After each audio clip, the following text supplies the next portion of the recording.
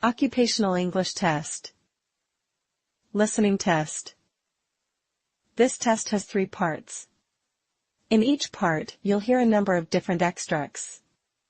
At the start of each extract, you'll hear this sound. You'll have time to read the questions before you hear each extract, and you'll hear each extract once only. Complete your answers as you listen. At the end of the test, you'll have 2 minutes to check your answers. Part A. In this part of the test, you'll hear 2 different extracts. In each extract, a health professional is talking to a patient.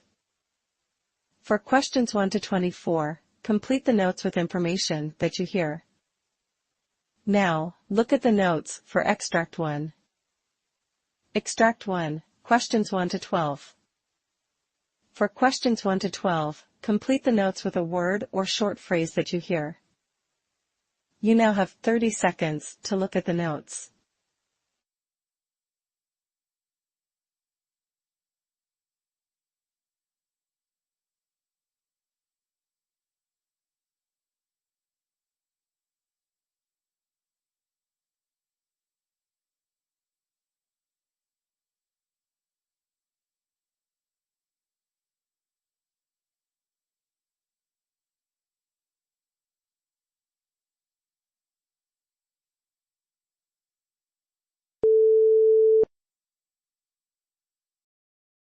Doctor, I've been really trying to handle a lot of things at once. My health has been a struggle, especially with my osteoarthritis. Every time the weather changes, my knees just start aching badly, and it's been this way for a while now. I know I need to manage my weight to help with that, but it's been tough. I understand that managing multiple health issues simultaneously can be challenging. It's good that you're aware of the connection between weight and joint pain. How has your experience been with your current medications and any recent changes in your symptoms? Well, I ran out of my cholesterol medication, simvastatin, but thankfully I've arranged a refill. My cholesterol levels have always been a concern.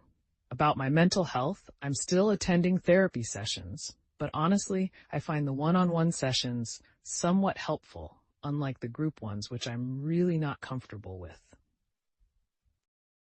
It's important to find what works best for you in therapy, especially when dealing with PTSD and depression. It sounds like you're making some headway there. Have you noticed any changes in your sleep patterns or general well-being lately? Sleep has been another big issue. I'm using trazodone to help, but I try not to rely on it too much. I've noticed that I've been smoking more, probably due to the stress, but I'm coughing more too, which worries me. I've been advised to cut down, aiming to reduce from 10 cigarettes a day to 5. Reducing smoking is a significant step, especially considering your recent increase in coughing. We should keep an eye on that, and the upcoming screening for aortic swelling is crucial due to your smoking history. Also, we've scheduled some tests to monitor your cholesterol levels and check your vitamin D. Yes, I've heard about the ultrasound and other tests. I'm a bit anxious about those outcomes, to be honest. Regarding my diet, I've been trying to make changes, but it's been a slow process. Taking one step at a time is key. Managing your diet will not only help with your cholesterol, but also with weight management, which is crucial for your osteoarthritis. Now let's review your current health status based on today's assessment and the recent tests. I appreciate that, doctor. It's a lot to manage, and sometimes it feels overwhelming. Let's summarize the main points from today's assessment. Your blood pressure is fairly controlled at 132/86 mm/Hg, which is good. Your heart rate and other vital signs are also stable, indicating no immediate concerns there. Your lab results from January show that your total cholesterol is 188 mg/L, which is within a moderate range, but we'll aim to improve that with your medication. Your LDL, the bad cholesterol, is at 100 mg/dl, and your HDL is fairly good at 45 mg/dl. Your triglycerides are slightly high at 210 mg/dl, so we need to monitor and manage that. Your liver and renal functions are stable, which is encouraging. That's a lot of numbers, but I'm glad to know where I stand. What should be my focus moving forward? Our plan will focus on a few key areas. Firstly, ensuring you continue with your cholesterol medication as soon as it arrives. It's crucial for managing your cholesterol levels.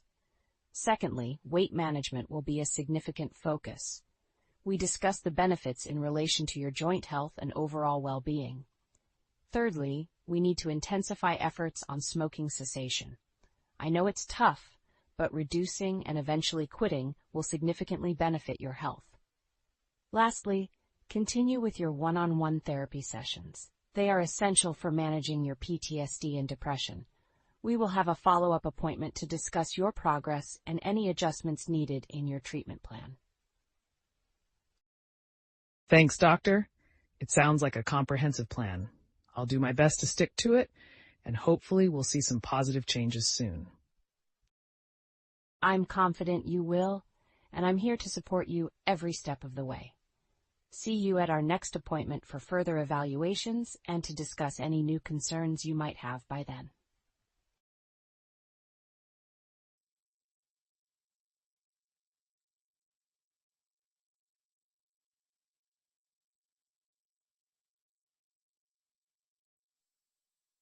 Extract 2, questions 13 to 24. For questions 13 to 24, complete the notes with a word or short phrase that you hear. You now have 30 seconds to look at the notes.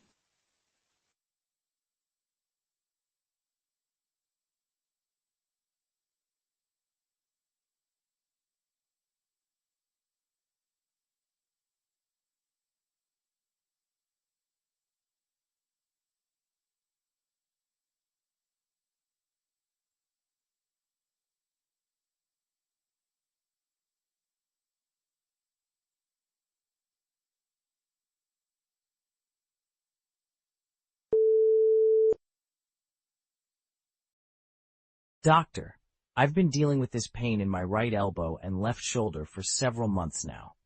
It's a sharp pain that gets worse when I try to lift anything or even just move in certain ways. It's really affecting my sleep and daily activities. I've tried some over-the-counter pain relief, but nothing seems to work long-term. I suspect it might be arthritis or maybe something like tennis elbow because of the repetition in my movements. I see. That sounds quite challenging. Have you noticed any swelling or redness in those areas? No swelling or redness, just the pain. It's been hard to manage. Also, I have this ongoing issue with my chest. It's a burning sensation that comes and goes, but it's not related to when I exert myself. I've had my heart checked, surgeries and angiograms, but the pain still persists. It's quite frustrating, and it limits how much I can move around or do things. Understood. And how about your skin? You mentioned some irritation and scabbing. Yes, it's been quite itchy, especially on my shoulders. I think it's from scratching in my sleep. The skin gets dry and scabby, and it doesn't seem to heal well. I try to put lotion on it, but reaching my back is tough since I live alone. That sounds tough to handle on your own. You also mentioned some concerns about your memory. Right. I've been noticing that I forget names and small details more frequently. It's nothing major, but it's different from before. It worries me a bit because it seems to be getting more frequent. I understand your concerns. Let's see what we can do today to address these issues. Let me first check your vital signs and conduct a physical examination. Thank you for your patience. Let's go over the findings from your examination. Your blood pressure is 185 mmHg. Heart rate is 72 beats per minute. Respiratory rate is 16 breaths per minute, and your temperature is normal at 98.6 degrees of Fahrenheit. Your blood tests show normal white blood cells, hemoglobin, and platelet counts. However, your triglyceride levels are high at 293 milligrams per milliliters, and your HDL low at 37 milliliters, which we need to keep an eye on. I see. What does that mean for me? Well, the lipid levels suggest we should monitor your diet and possibly adjust medications to better manage your cholesterol. Your liver and kidney functions are normal, which is good. The electrolytes show your potassium is on the high end, but still within normal limits. As for your musculoskeletal issues, the tenderness at your elbow and the reduced range of motion in your shoulder suggest it could indeed be related to repetitive strain and possibly arthritis. We didn't find any acute issues in your chest X-ray, which is reassuring, but it means we need to explore other causes for your chest discomfort. What are the next steps then? For your joint pain, I recommend trying Tylenol to manage it more effectively. If the pain persists, we may consider corticosteroid injections as a next step. For the skin irritation, it's important to keep applying moisturizing creams and try to avoid scratching. We'll also continue monitoring your cardiovascular health closely and consider further diagnostic tests if your symptoms don't improve. For your memory concerns, keeping mentally active is key, but we'll keep an eye on this during our follow-ups. I would also like to schedule another appointment in 6 months, but if you feel any worsening of your symptoms or new issues arise, please come back sooner. Thank you, doctor. I appreciate the clear plan and your help today.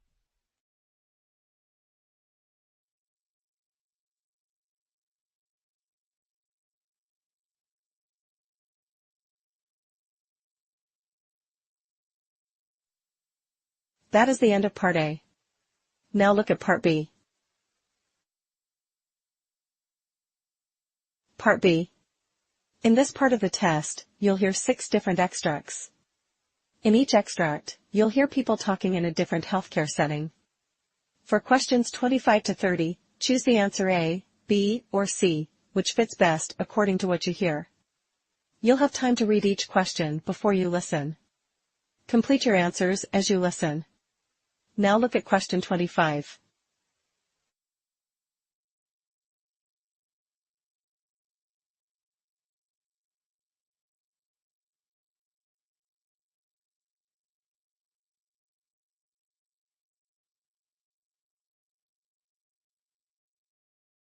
So today we need to finalize the discharge plan for Mr. Stevens, who, as you know, is our 74-year-old patient with advanced dementia. Given his lack of family support, we have to ensure a comprehensive approach. Absolutely. I've contacted several local community centers that offer dementia support services. They can provide daycare options and possibly arrange for a home care assistant to visit him regularly. Great work on that. How about his medical follow-up? We need to ensure his medication regimen is appropriately managed outside our facility. I propose scheduling a follow-up with a geriatric specialist within a week after discharge. We should also consider setting up a direct line for him to contact a healthcare provider in case of confusion with his medications or other emergencies. Perfect. Let's also document all these steps in his discharge plan and make sure that the communication is clear to whoever will be handling his case. We need a seamless transition to avoid any complications. I'll coordinate with the social worker to compile and review all this information. We'll also set up a meeting with the home care agency to ensure they're fully briefed on his specific needs and conditions.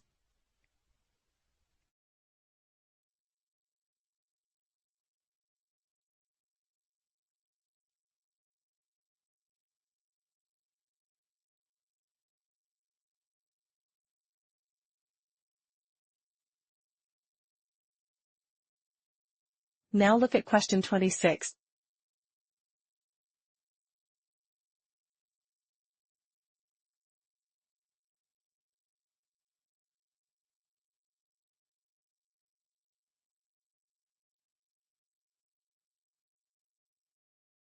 Today, I'm going to show you how to use a spirometer, which will help you manage your COPD by improving your lung function.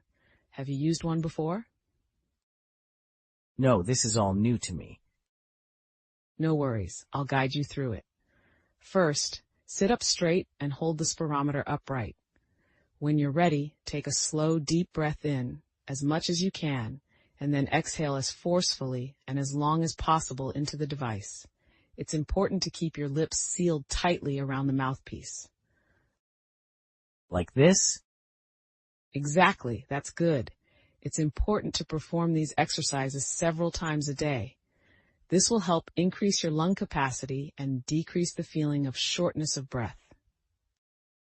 How often should I be doing this? Aim for at least 10 times every morning and evening. Regular use is key to seeing improvement in your breathing.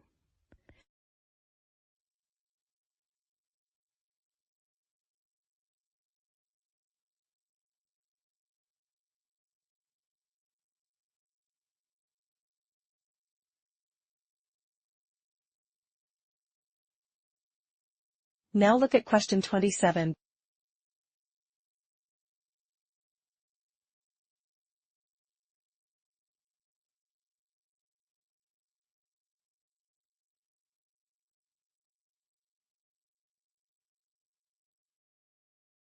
I understand you have both chronic kidney disease and diabetes, which makes managing your medications quite important.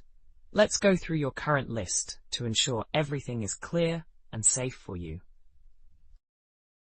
Okay, I'm on metformin for my diabetes, and my doctor recently started me on an ACE inhibitor for my kidney health. Right, the metformin and the ACE inhibitor are standard for your conditions. However, it's crucial to monitor your kidney function regularly because metformin can be harmful if your kidney function declines further. Are you scheduled for regular lab work? Yes, every 3 months. Good. Also, make sure to keep an eye on your blood sugar levels and maintain a balanced diet. Avoiding processed foods and limiting protein intake can help manage both your diabetes and kidney disease. I'll keep that in mind. Should I be watching for any specific side effects? Yes, watch for any swelling, difficulty breathing, or if you feel unusually tired. Any of these symptoms should prompt an immediate call to your doctor.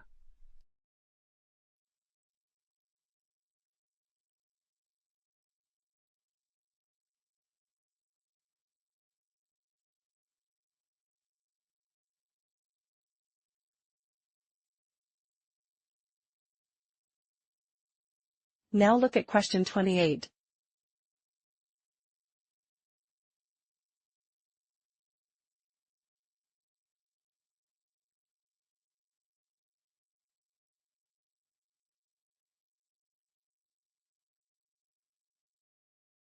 Today, we're discussing how to promote workplace inclusion and accessibility for individuals with disabilities.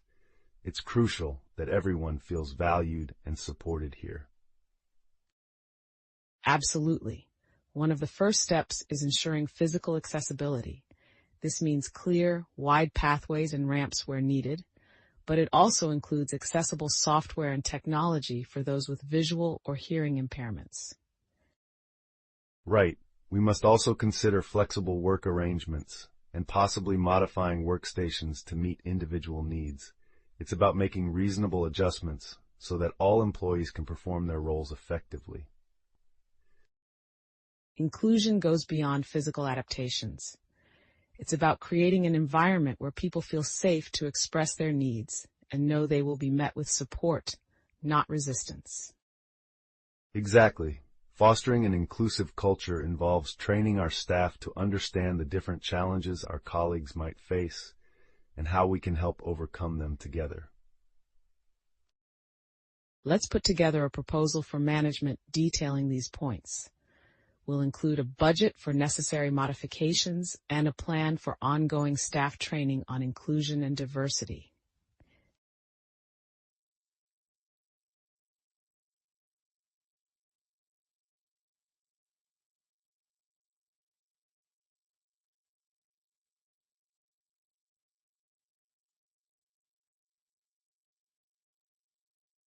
Now look at question 29.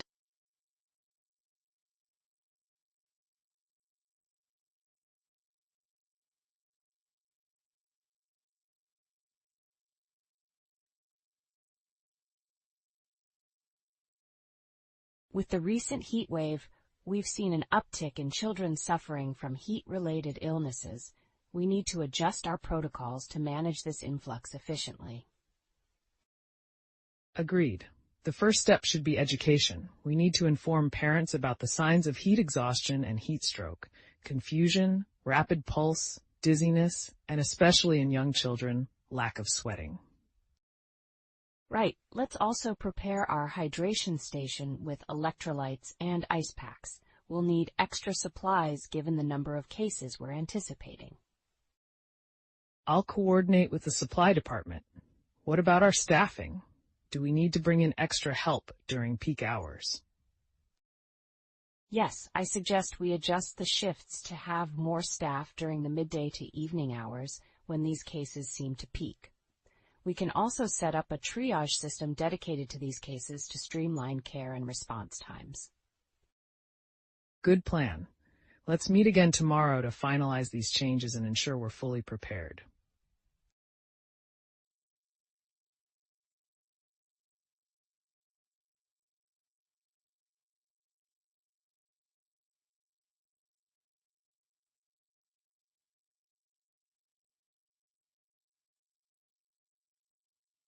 Now look at question 30.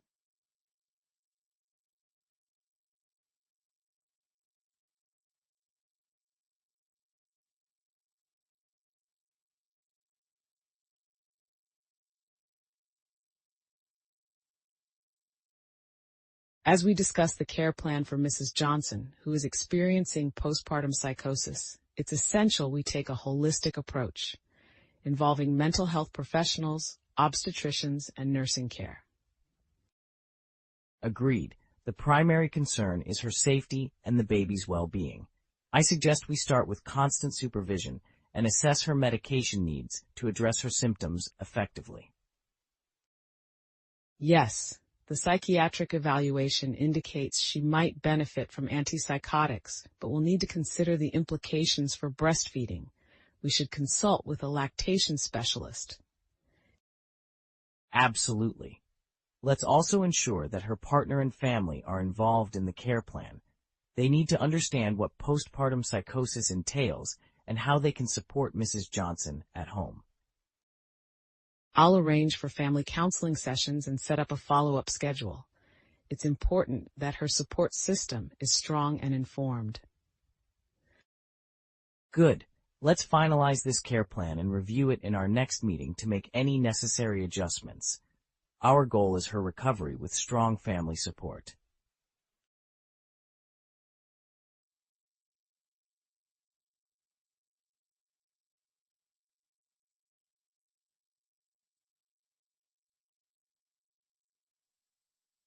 That is the end of Part B. Now look at Part C. Part C. In this part of the test, you'll hear two different extracts. In each extract, you'll hear health professionals talking about aspects of their work. For questions 31 to 42, choose the answer A, B, or C, which fits best according to what you hear. Complete your answers as you listen. Now look at Extract 1.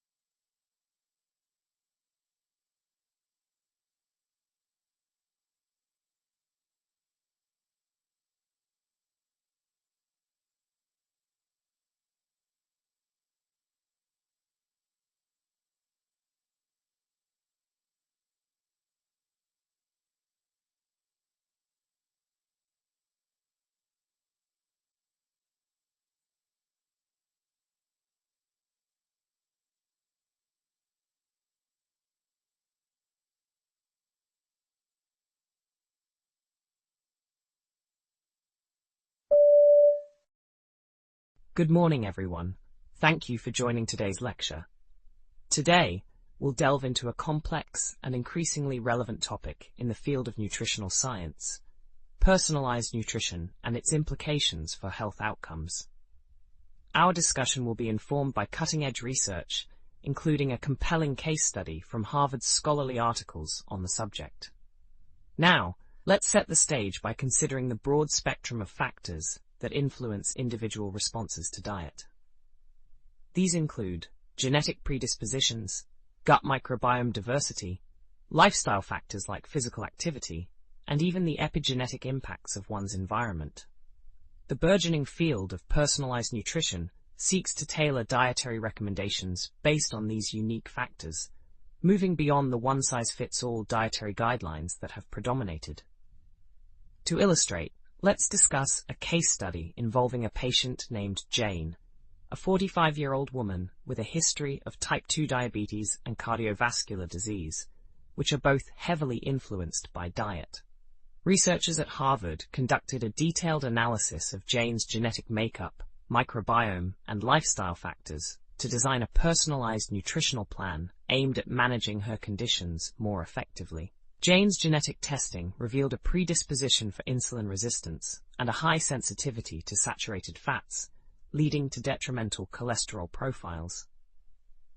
These insights aligned with emerging research suggesting that certain genetic markers can significantly influence how individuals metabolize fats and carbohydrates. Based on these findings, the researchers recommended a diet low in saturated fats and refined carbohydrates, but rich in fiber and omega-3 fatty acids to improve her glycemic control and lipid levels. Furthermore, analysis of Jane's gut microbiome showed an unusually low diversity, which has been linked to poor metabolic health.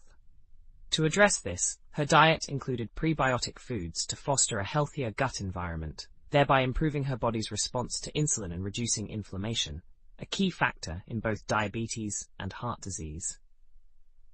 Throughout the intervention, Jane's progress was monitored using biomarkers such as hemoglobin A1C and lipid profiles, along with new metrics from wearable devices that tracked her glucose levels continuously.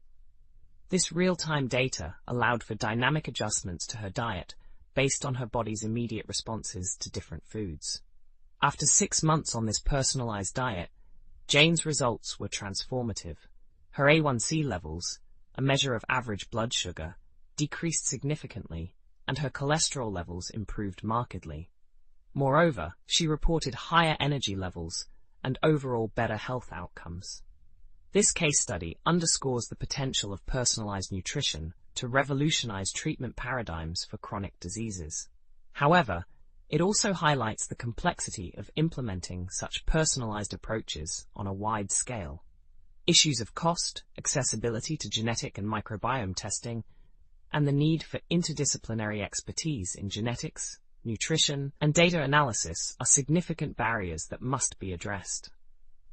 As we move forward, the integration of AI and machine learning in analyzing vast datasets from genetic, dietary, and microbiome profiles will play a crucial role in scaling personalized nutrition. These technologies can help identify patterns and predict responses to dietary interventions with high accuracy, thus providing a more scientific basis to dietary recommendations that could be tailored to individual needs. While the road to widespread implementation of personalized nutrition is fraught with challenges, the potential benefits in terms of improved health outcomes are immense. As researchers and practitioners, our goal should be to continue advancing the science while working to make these interventions accessible and practical for all segments of the population. Thank you for your attention, and I look forward to your questions and insights on this exciting frontier in nutritional science.